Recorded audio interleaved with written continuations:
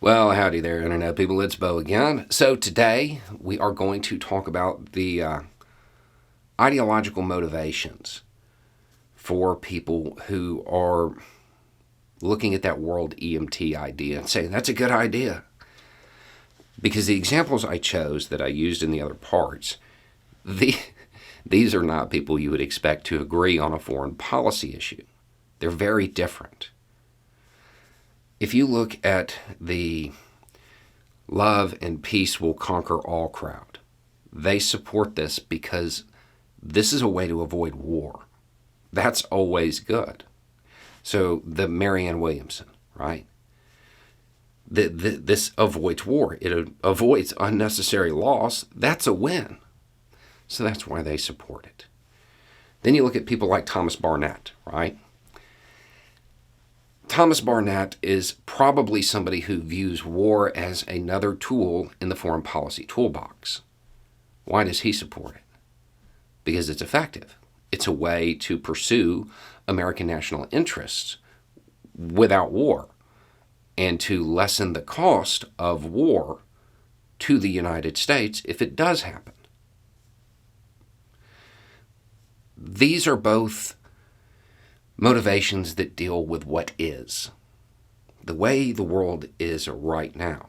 However, if you're watching this channel, odds are you don't like the way it is. That's why you're watching it, right? I don't either. If we want to change the world and we want to get to that world where everybody's going to get a fair shake, we have to acknowledge it's a global game. We can't just do it in the United States. We talk about income inequality in the United States all the time. And yeah, it absolutely needs to be addressed, no doubt. But there's economic inequalities the world over. This is a way to repair that. This is a way to fix it. There are a lot of countries all over the world that are less than stable, that have low standards of living, that are, for lack of a better word, poor countries, right? But they have no reason to be poor. You have countries in Africa, right? They're wealthy countries. They are wealthy countries. They should be, but they're not. Africa is going to be the new Middle East. We're going to spend a lot of time there. The United States, the West in general, and the East too. They're going to be there a lot because of the resource wealth that exists, right? If we don't change our doctrine, it's going to look exactly like the Middle East. We're going to be there constantly, and there's going to be a bunch of loss, and at the end of the day, the people there are going to be no better off. However, if we shift our doctrine, and the idea is to build these countries up so they are stable on their own, and they are pursuing their own interests, they don't get their wealth extracted anymore.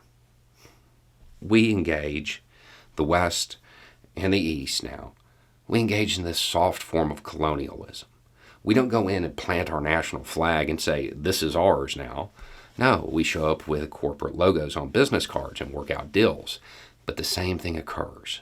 We extract the wealth, which leaves those countries with a low standard of living when they don't need to have one. Their standard of living can be raised, the global income inequality can be addressed, and it puts us on that path to getting to a point where we can get to where everybody's getting a fair shake. There are people who would say, well, this kind of sounds like you're not really wanting to consider the opinions of those in the country. Now, I do. I think that when we would go in to help a nation, we would actually be going in to help it. They would determine their system of government. They would determine their economic policies. Initiatives like this, they're always going to carry U.S. national interests with them because they're always going to get co-opted. Because of the state of the world today, if you want to get to that that world where everybody's getting a fair shake, it has to start in the United States. It has to start here. If it starts anywhere else, where people start talking in the idea of getting to a world where everybody's equal, the United States would invade them. It has to start here. This is a way. It's incremental, sure. It's not super radical, sure, but it'll work and it could be implemented like tomorrow.